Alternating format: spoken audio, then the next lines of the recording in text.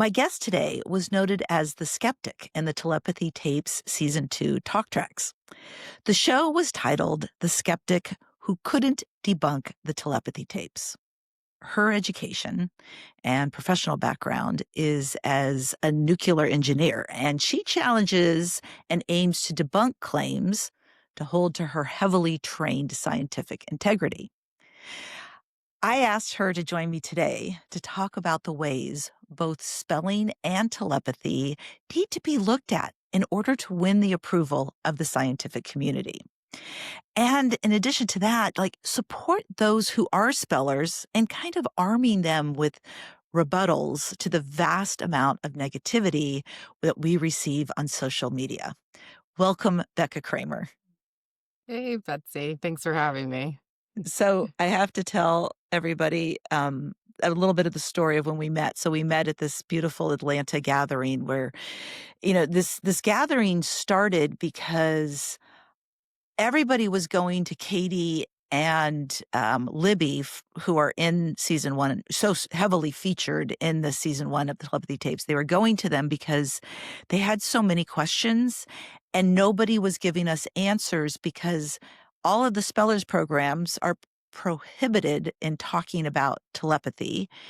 And yet we're experiencing it and we're seeing it and it's very obvious. And we don't have anybody to talk to about it.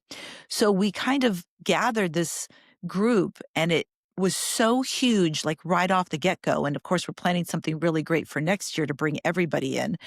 But it was such a powerful group because we had never had an opportunity to really compare notes before. They did when they were filming the telepathy tapes, but the rest of us are just like, okay, what do you think about this? What do you think about this? So it was a really powerful gathering. And we met so many people. And Libby, who is kind of like the motherly goddess image, she's John Paul's mom. She is just this incredible light of gorgeous goddessness. She had told me about you and, she told me about a lot of people. Let's just say that. She told me. So when I met you, I immediately started talking to you, and it was this, I can't even explain it, this connection that I felt with you. This is the woman with the secrets to the universe. It was so powerful. And I just immediately fell in love with all that you're trying to do. And especially the fact that you're not as much in the trenches of parenting this. You are a very phenomenal third party observer who just wants to make sense of this scientifically. Is that a good way to describe you? Yes, absolutely. Yep. It became, almost an obsession. And it's so cool that you have chosen this topic. So when we're all talking and you were trying to kind of understand what everybody's story was and everybody's piece of it is, you very much have your wheels turning as to why the scientific community is turning their noses up to this. Can you explain a little bit about that? And then we'll talk a little bit about how we have to start looking at this differently. Yeah, absolutely. So what I couldn't believe is that scientists could see them like a keel able to read his mother's mind from 20 feet away under a Right. blanket. What I couldn't believe is that scientists could see the clips of that everyone could see the clips of that and say, "Oh yeah, he's being cued. Right. She's somehow telling him what to type." And that stuck in my brain. I was like, I can't let that go. That seems to be the most miraculous thing I've ever witnessed. So I wanted to see what type of research there was truly showing that he would, that there's cueing going on, that there is some reasonable explanation using science that we already understand Right. for how, someone could do that. And the short answer is there isn't. There is not a lot of research. There's very poor research actually truly showing that the partner of the non-speaker is controlling their actions. There isn't any research showing they're controlling them. Like, I was looking for measurements. I wanted to see Mm. more than just theoretically. So, I guess a little background for anyone listening to really this. When a non-speaker and a partner are communicating, there is the concern that the partner is going to control the letters they select somehow. Right. That's, always been the concern from early on when they started doing facilitated communication. They showed that, there was one study that showed if you have just a typical college kid, but they're acting to be a non-speaker, that you could make them type whatever by just taking their hand to the letters. Almost like you, I don't have a better example, but like using a Ouija board. Right. And they would Right. think that the person chose to spell that when indeed they had Right. moved their fingers to those letters. Where this falls apart very quickly is that is a very, very, very high level of support, one. And two, that research wasn't even done with non-speakers. So if you try to show where the control is, they can't. They haven't been able to show that. What they can show, and they've shown this a lot, is these message passing tests, these failed message passing tests, which those are when a non-speaker is asked a different question than their partner. And if the non-speaker answers the question that their partner was asked, or they answer what the partner thinks the answer should be, then scientists just assume that the partner's the one controlling all the output. And so That is pretty so yeah, interesting. so pretty quickly the community is like, we're not doing these tests anymore. They're not set up fairly. They don't presume competence. They're insulting.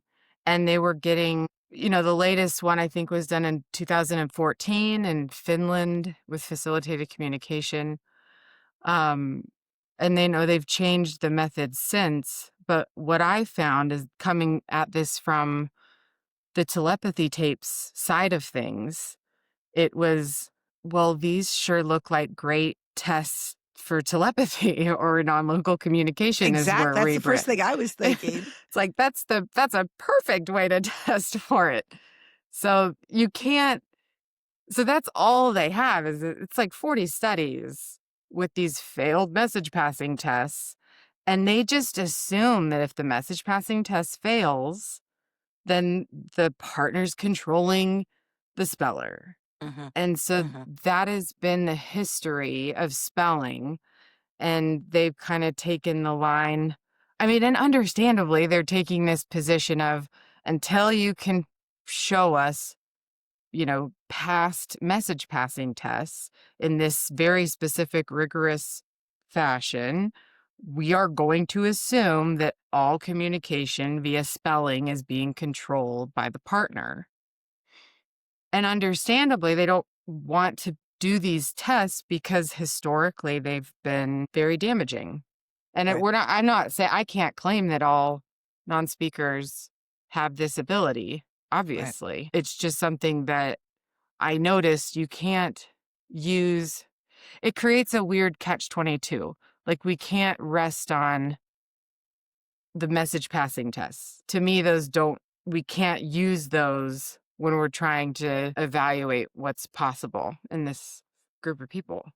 Okay, so let's back up for a second too with my own personal experiences with all of this because, you know, I don't think there's a parent out there that set out to prove this is the case without first discovering it is the case. In other words, my expectations were really low going into this. Like I didn't even think my son was ever going to be able to spell. Once I really understood apraxia and once I really understood why he couldn't speak and why he couldn't press do the keys of a typewriter and why he had no interest in any sort of PEX program or pointing to the cat. Where's the blue cat? Like, which one is that?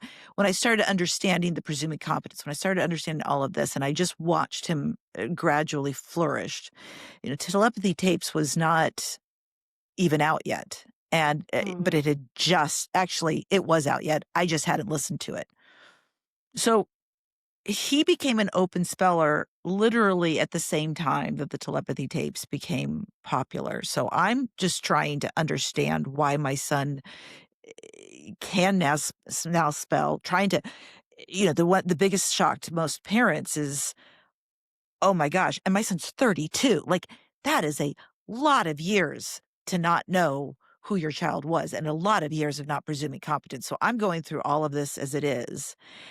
And then all of a sudden, and I'm so grateful for the telepathy tapes because I wouldn't have understood it if it weren't for that, because all of a sudden I started noticing when he was with his practitioner, original, incredible ideas, incredible, things that he was coming with.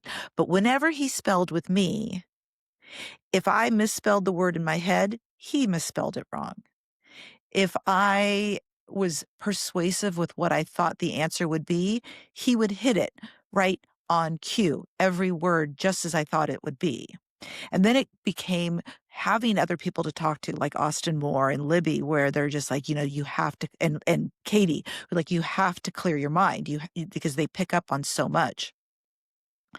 And it being so tremendously challenging. And this is the question that I know that a lot of parents are dealing with, because if they go to their spelling practitioner and they say, this is happening, they're like, no, no, no, no, no, no. Number one, they usually believe it. They just can't talk about it. Like, they're literally, I've seen the email that has gone to the practitioners that have said, you will not acknowledge telepathy at all. And brush it aside. So now we're just trying to make sense of this. So I guess I'm just trying to get to the point of that we are all trying to figure this out, and nobody is trying to create some huge business out of this. And this is why we're just parents that are seeing what we're seeing. And that's the thing Mhm. that's so frustrating with the dismissal, is when we're a parent who's watching this happen every single day and somebody gets on social media and saying, that's been debunked. And of course, my first response is, have you even seen it? Have you Mhm. ever sat in a room and actually watched a open speller spell? Yeah, exactly. I think it's amazing how much spelling has evolved, and it was essential for those spellers to get to that level of independence, because I Yeah. think until they got to that level of independence, it would kind of look like, oh, okay, maybe they, drop the board just enough to make them know that that's the letter to select. Or there's all these theories, right? But these spellers got so independent, they blew these theories out of the water. It's like there is no scientific explanation for how they You could couldn't do cue that. fast enough. That's what I You got from the couldn't talk queue tracks. fast enough. Yeah. Exactly. You And couldn't. it blows my mind that folks are still claiming that, but I realize that to accept that they can't queue fast enough, they have to accept that non-local communication is possible. And we're going to talk about that in a second. And I So just that wanted to, gets I wanted to say this one thing with my daughter, is that she's a social worker, so trained yeah. very scientifically and all about the research. And she told me she did not believe that he could be a speller until she watched his eyes. And that's the part Mm. that's the most telling for so many people, is that even if they make mistakes, you watch the eyes go to the area letter after letter, because Joey does still make mistakes. And that's the part that we start questioning ourselves. Like, he'll hit right next to it or above it or things like that. Like, well, he's not getting it every single time, but that's part of the practice. That's part of the myelination of practicing every single time to be able to get the hand and the eye to move to the exact spot that they need to. Mhm. All right, let's talk about our new favorite term, non-local communication. So, this this was a great powerful moment I felt when we were together as we were kind of coming up with the idea of how telepathy is such a already predetermined word that immediately repels the scientific community, that what if it had a different term? And so you were proposing that we call it non-local communication. Can you explain some of your reasons for liking that term? Yeah, and that's not for me. That it's what I've observed in the even in the consciousness, like people that study consciousness. Mhm. There's a whole science field, um, like ions, and there's a bunch of different groups that have been doing this for decades. And so I've noticed papers coming out with them saying non-local communication.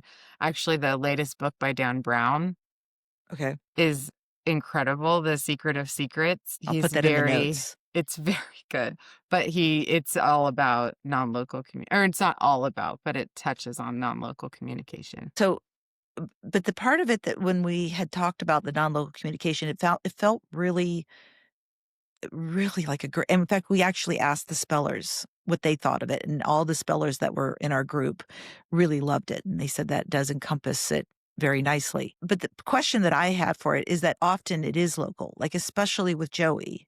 Like it's typically when he is sitting right next to me that I get a lot of feedback from him of as to what's in my mind.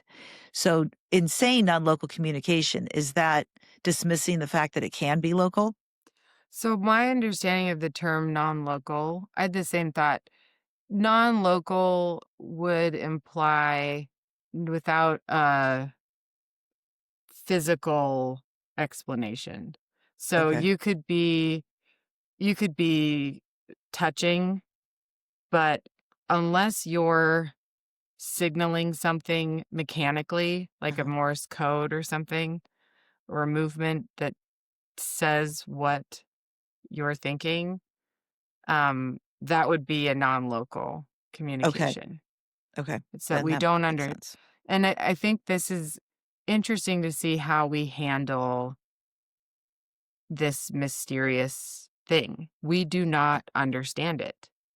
We can't measure it.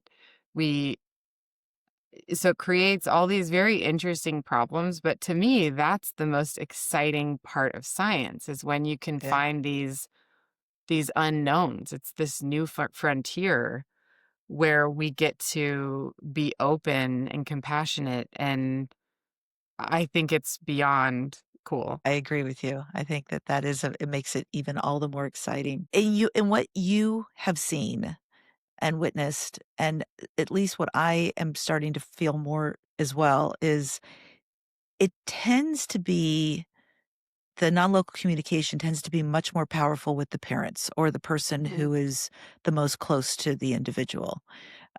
Is that what you have seen also kind of across the board, that it's typically the parents?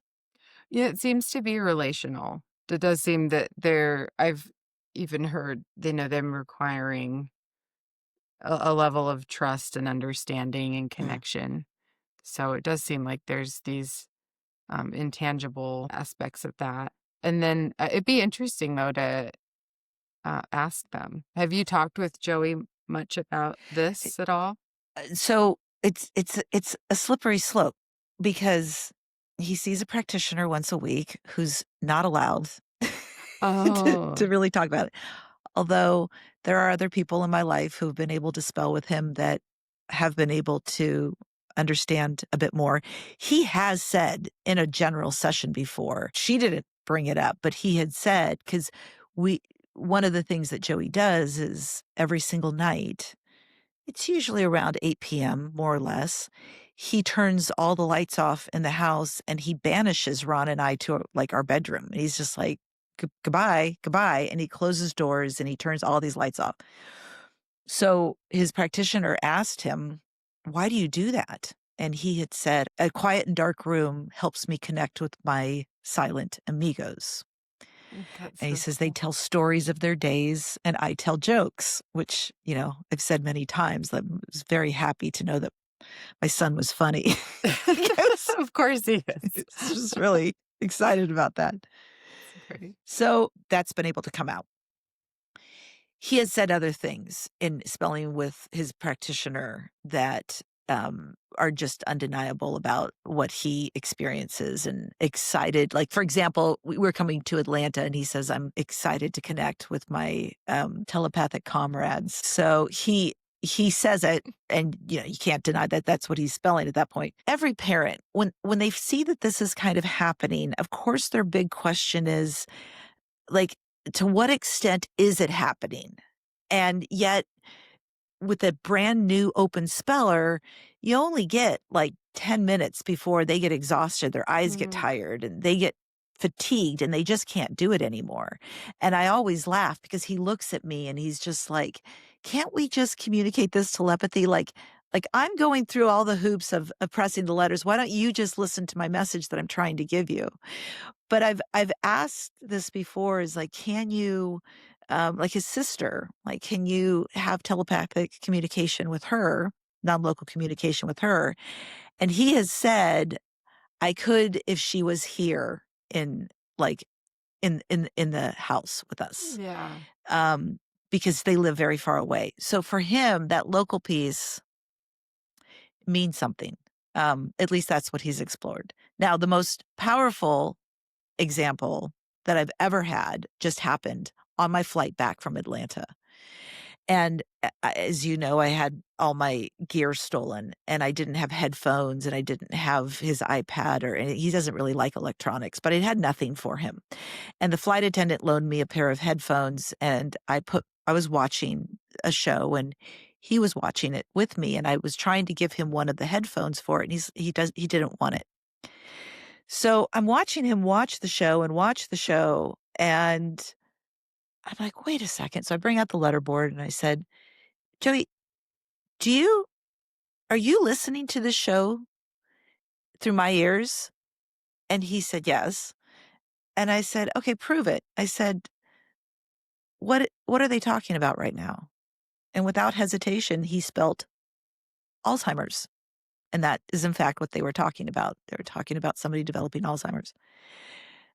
And that's when, and so when that hits you as a parent, when you've just experienced this and there's nobody else to witness it and you're just in this situation and I've explained this before, but it's almost like you can't even put this in a part of your brain. You can't compartmentalize where to even put it because it's so foreign to anything you've ever experienced before.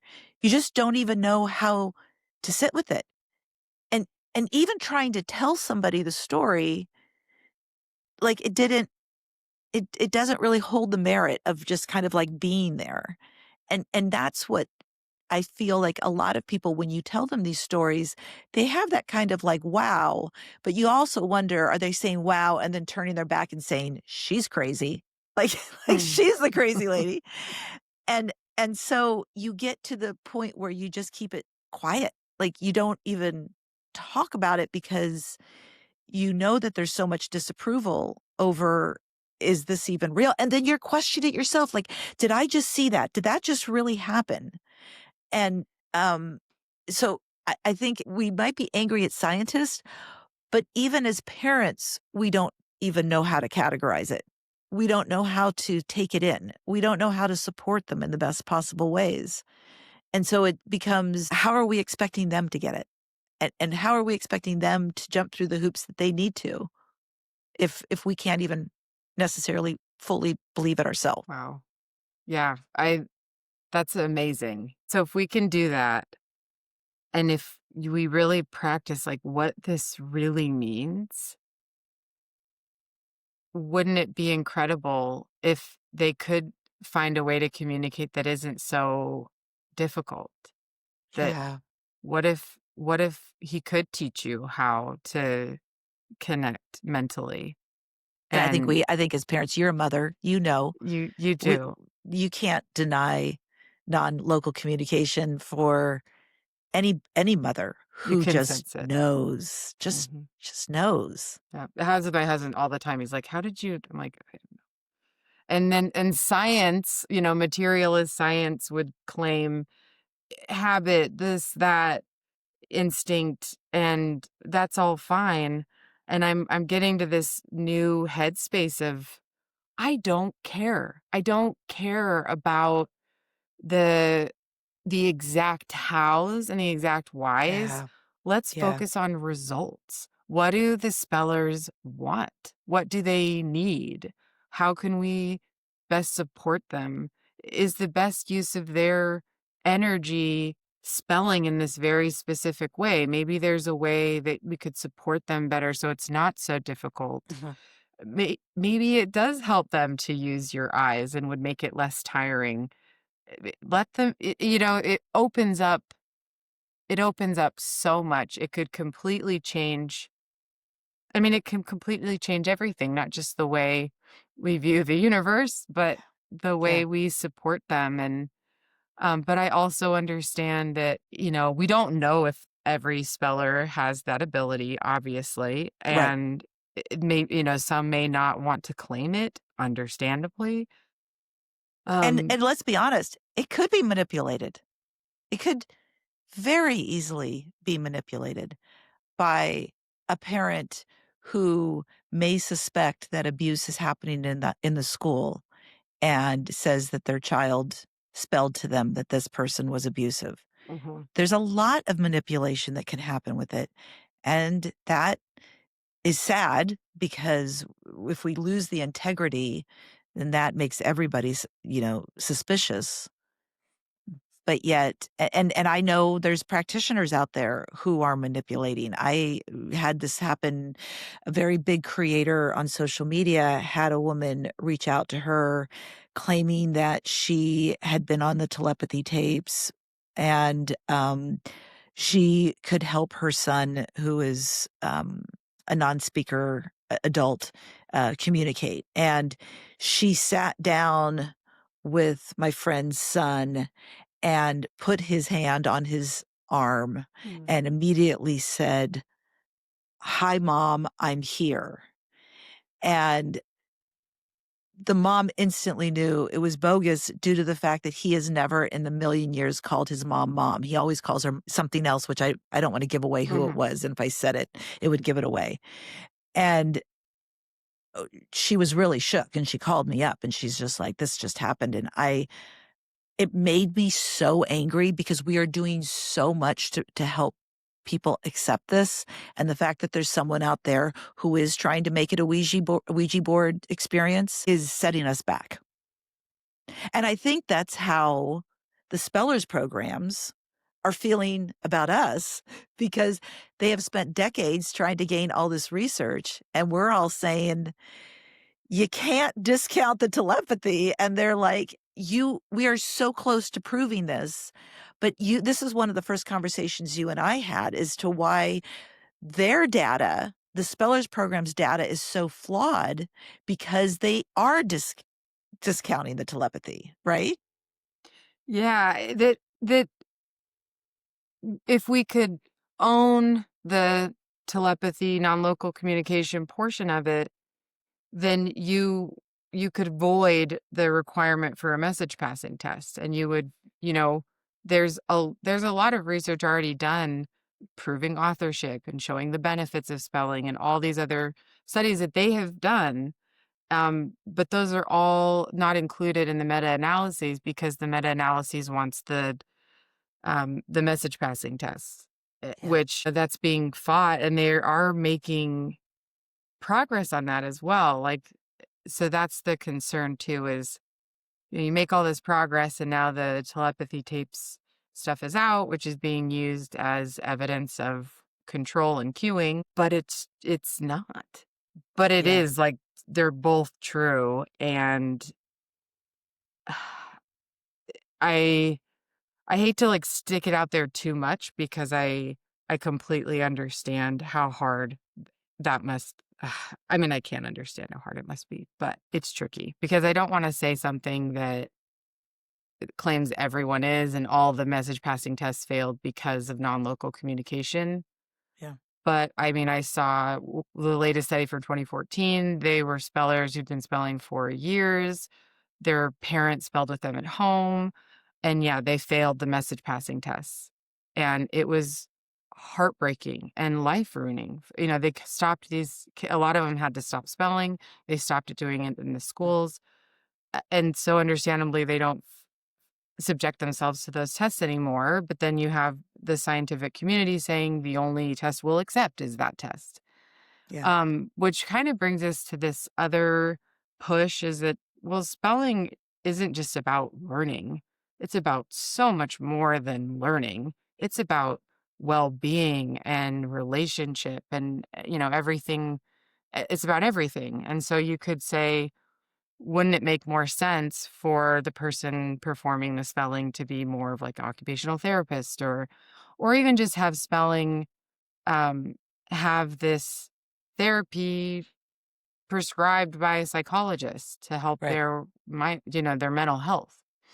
So I think it's very much because of the apraxia and because of the nervous system regulation and all these other things, this is so much more than learning and going to school. Well, it doesn't even make sense that it's all falling onto Asha and the speech Mm. piece of it because this is the opposite of speech. I mean, it is speech, but it's also not. I mean, the training for them is so vastly different, and as we're falling on Asha as the umbrella, the guide of it all, if you will, it just doesn't really make sense because what we're showing is that communication doesn't have to be about speech. It's non-speech. It's unspeeched. Mm. And of course that's all schematics too, because saying somebody has a voice is saying that they have speech. But is it really? Like is the term speech also a term scientifically that is used as communication, or is it just making words out of the mouth? I think I'm not sure scientifically, but I think of the idea of free speech. Speech is Right, almost like expression. right. And so, yeah, I think you could, under free speech, that would include sign language. That would include a facial expression. Yeah, I think it would count as any kind of expression, Yeah. but Okay. that's an opinion. Right, right, right, right. No, it's interesting, but I love this idea of the occupational therapist, any physical therapist, anybody who is doing any work around motor planning as being the guidance of it all because it's so much more about motor planning in the body. The whole body is so activated during it rather than just the actual forming of the words through the mouth. So I love the idea of occupational therapists almost having accredited program as part of this as well too. We've had a conversation about this too, about all the different professions and their opinions as to the credibility of it all. Um, and it all comes down to they're pulling from studies that are flawed, deeply flawed studies. Mhm. And they're constantly going back to that. And as we move into, because I do want to talk about the kind of rebuttals that parents are desperately searching because we're all getting the same messages over and over again. I don't know if there's somebody out there saying, here's the message, put it out to any time there's a hashtag about spelling. Because I get the same repeated messages, like somebody is literally cut and pasting and just putting it in there. I don't have a problem blocking somebody, but I also had a really interesting story in that I didn't block somebody because she wasn't being mean. It's different if they're just like being cruel and just questioning. If somebody's questioning, I'm there for it. So she and I were kind of like going at it for a while, and I eventually found out she lived not that far from where I do, and I asked her to come to one of Joey's sessions, which she is going to be coming to soon. And that's how we convince people. I mean, in my opinion, is having a discussion and saying, "Let me explain my opinion in this," as opposed to we're just all so triggered by well, this was debunked by facilitated communication, and we're just like, "Oh my gosh, can you drop it? This one particular case? Can you tell us about this case and why everybody loves to say it was debunked by facilitated communication?" Yeah, absolutely. I think this brings up an interesting problem in this space because to do spelling and to be okay with spelling, you are going against scientific consensus, period. Right now, scientific consensus is that the partner is controlling the communication. The reason that is the consensus is because they have a lot of studies showing failed message passing tests. So I don't think we can ignore all those studies, but if we can address that and say there's another type of communication going on, but look at all these other studies that show the benefits and the authorship and, the eye tracking studies. There are other studies. It is not without evidence. Those studies just haven't been allowed into the meta analyses because they don't include message passing tests. So it's like you said, this really is this very unique, almost like a perfect storm situation where we don't fully understand what's happening, but it has not been debunked. I'm trying to think of like what's the best way you can go against scientific consensus by recognizing it's not dangerous. Because Okay, I think, but let's also talk about scientific consensus as a means of propaganda. Even in the scientific community, it can't be underlooked that who is actually doing the study. And the piece, like just like you said with telepathy, have there been other studies that just haven't been allowed?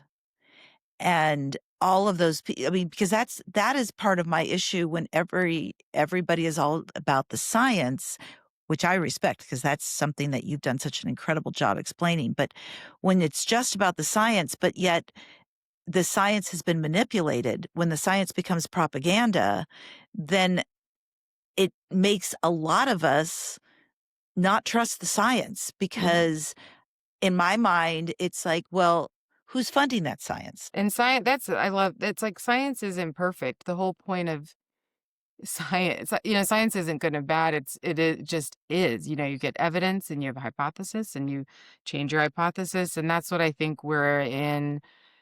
Maybe a good argument for spelling would be we are at the brink of something important and something beautiful and something incredible. And parents of non-speakers should have every right to utilize this communication as we figure out what's going Yeah. on. We don't understand it. So the least harmful assumption is believe what they spell because it's so much effort.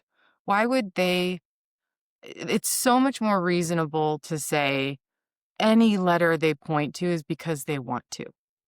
Oh, It doesn't Becca, make I love sense. that. That's like, how hard is it to get Oh, I love that. to get anyone to do anything they don't wanna do, let alone seeing the effort it takes Yeah, out to me, believe their words. They're not we can't say they're oracles or that everything they say is 100% true because that gets right. dangerous too. No Yeah. one is.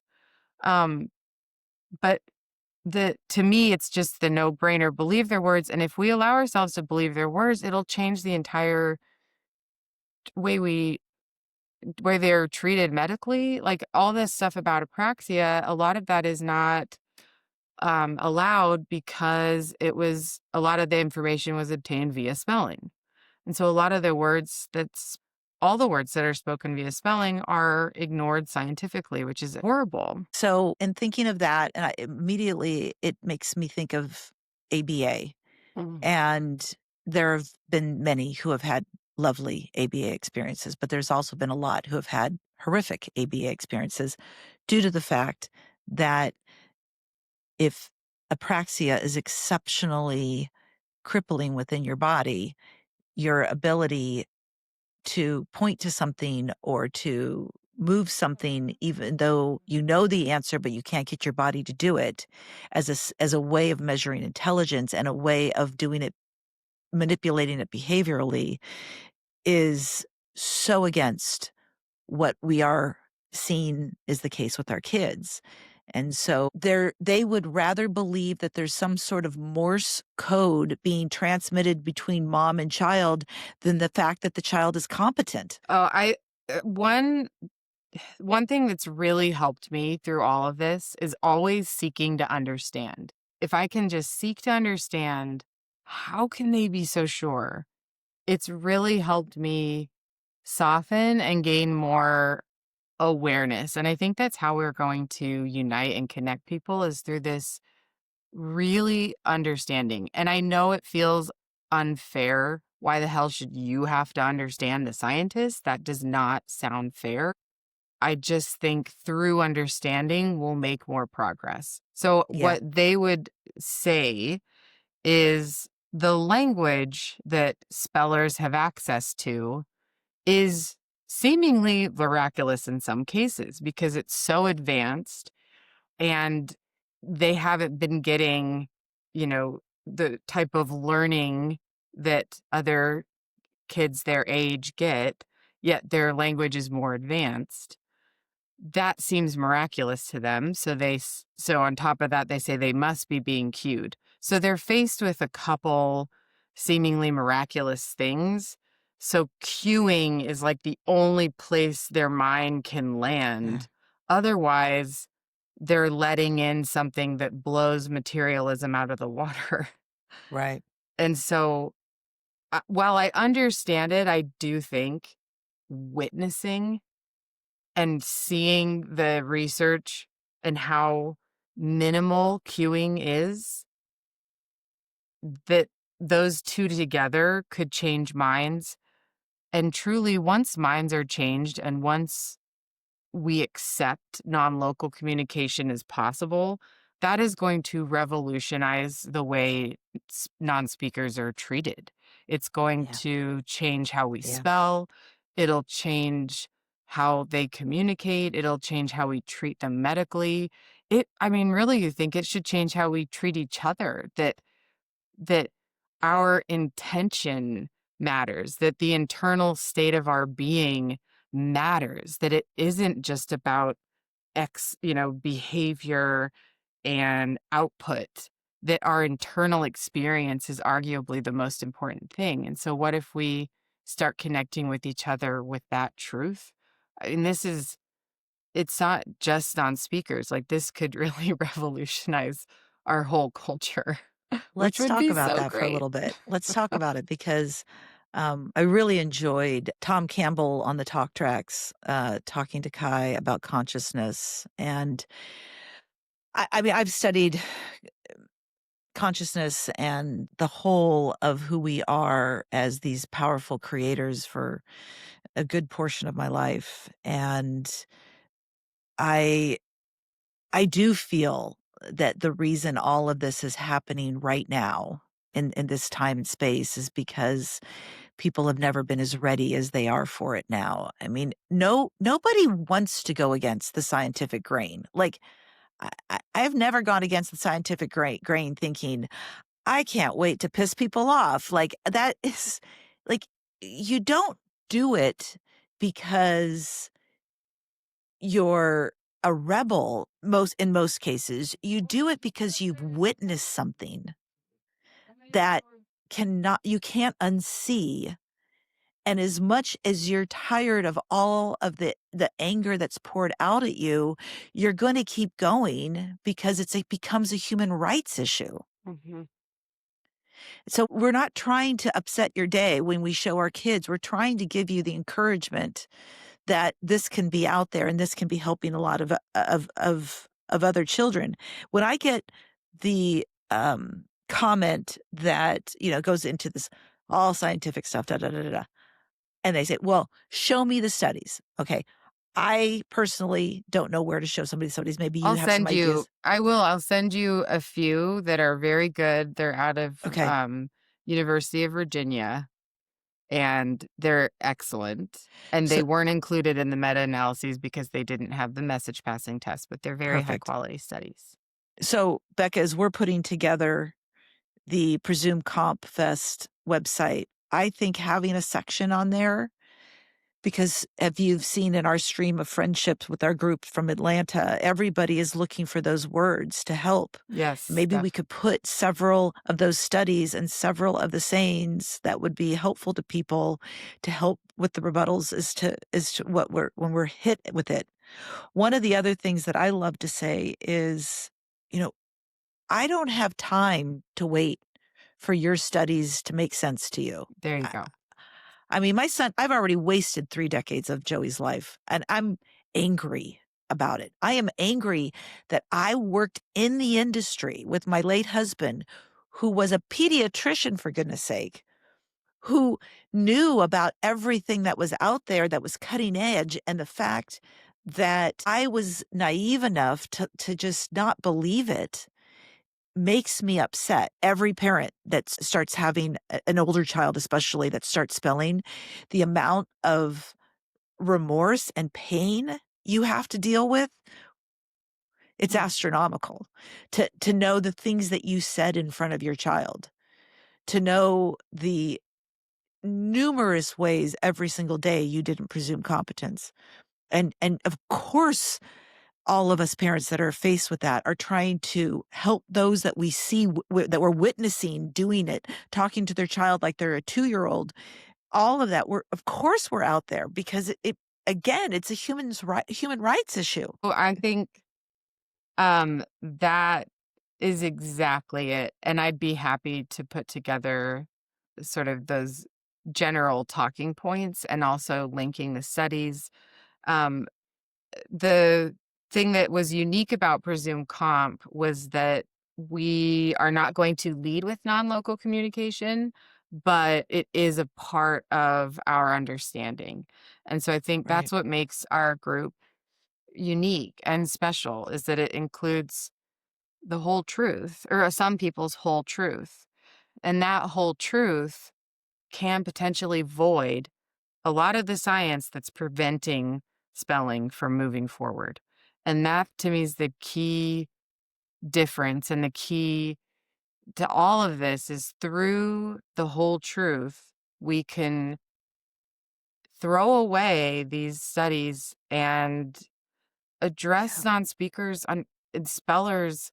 Like, I was who was I talking to? They were talking about doing a history lesson or something, and I just had the thought of, if they have the ability to read minds or to do non-local communication, what do they want to do? What does their soul want to do? What's their purpose? Because that's the only reason any of us go to school, is so that eventually we can become adults and have a career and work and partake and be Mm. members of society. And I know so many spellers have said that's what they want, is they want to Yeah.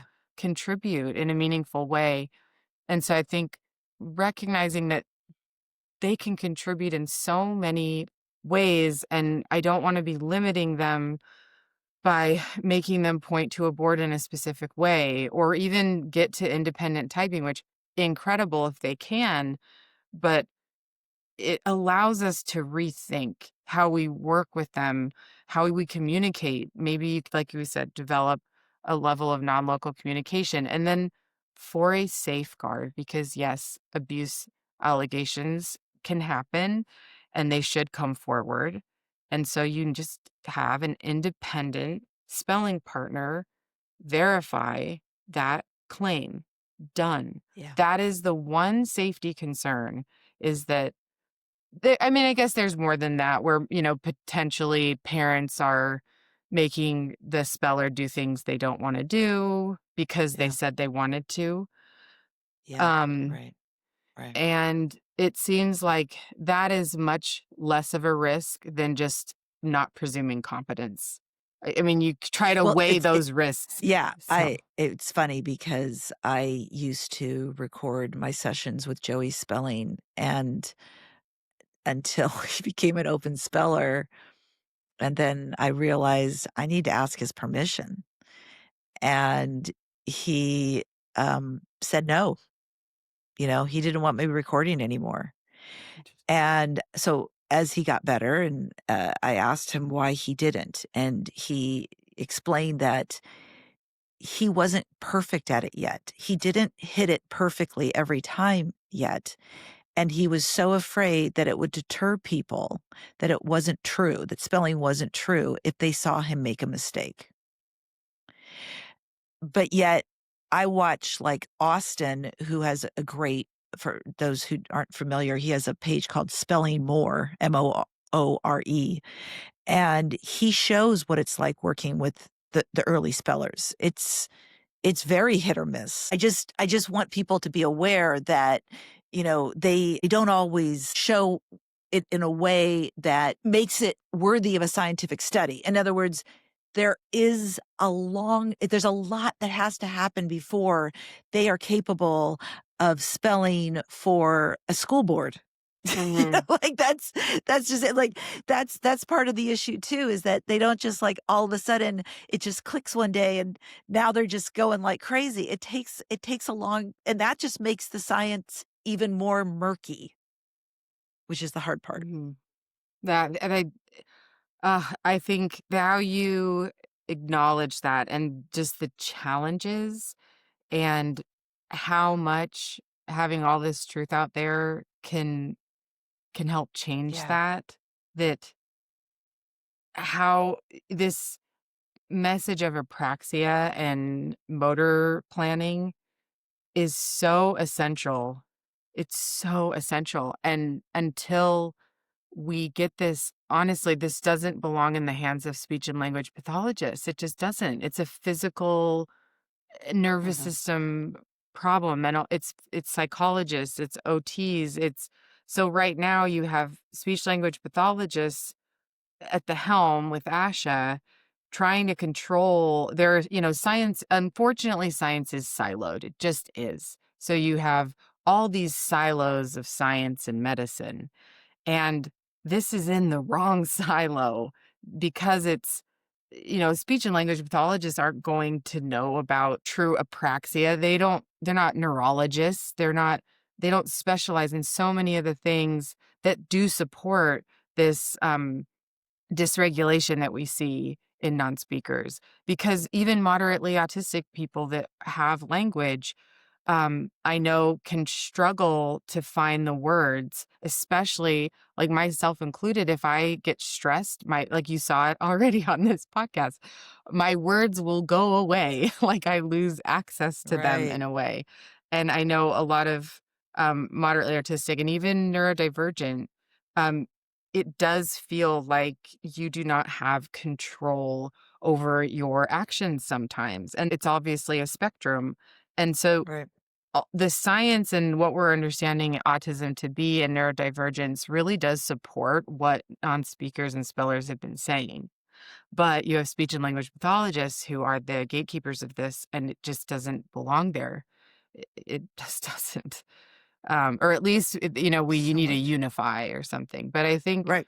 we need to rethink the way spelling is done. And I wonder, since people, if you're doing spelling, you're already going against scientific consensus. So why not Yes. go against some other advice as well and assume competence and nervous systems, working with each other's nervous systems? I wonder if that would help, allowing a little touch and really connecting. Just It was assume they can read imperative. your mind. Just to what like, Yeah. I noticed even when I was around them, I didn't know if they could or would or tried, but guess what? It made me a much calmer, even the thoughts I allowed myself to have in their presence were just better. I like that version of me better. I wouldn't mind if we addressed each other in a way that we acted like our energies affected each other, because they do.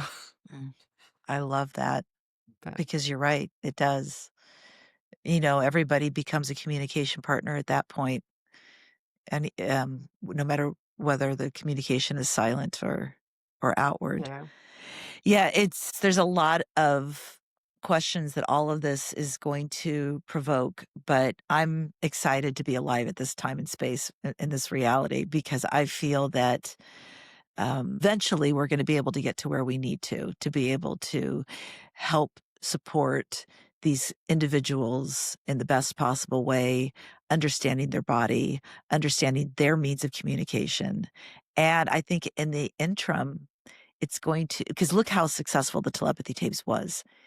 A lot of people are piqued in their interest with it because there are so many unexplainable things that happen that if it was so out of the blue, it would have just been ignored. But people usually had some sort of an experience that made them realize that this is something that is possibly our future and that we can all be a part of. And it's very exciting to me because I love to say that I used to feel angry about the cards I'd been dealt. And now I'm excited that I have a front row seat because I feel now from my vantage point, my viewing point, I'm about to witness the secrets of the universe, the secrets of life, ways that I never could have without being able to experience this beautiful, energetic being that lives in my home. So, I would love that. Becca, That's thank beautiful. you. And to every Thank you. parent of a non-speaker, like that, you know, could be their reality. Yeah. Yeah. And to keep on to that hopeful Mhm. piece because there's a lot to be excited and hopeful for. I think that Thank you. kinda touches on this idea, what do you say to the naysayers? Yes, I think please. there is a lot of very exciting, cutting edge stuff happening in this space. I am choosing to presume competence while the science gets ironed out. But I Oh, think you say right now, the that's so science, good. it's not consensus. Right now, the science is inconclusive. And while they get it all sorted out, I'm going to do this because as a caregiver, I know this is what's best. I'm going You have the to right to take do those that. words. I'm gonna put that in the show notes if anybody wants to see what that was because it was really good. I'm, like, so excited to have that in my bag of tricks here.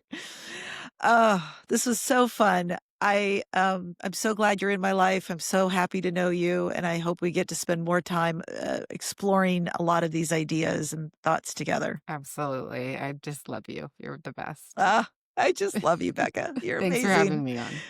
All right, thanks, everybody. We'll be back with you next week. Have a good day.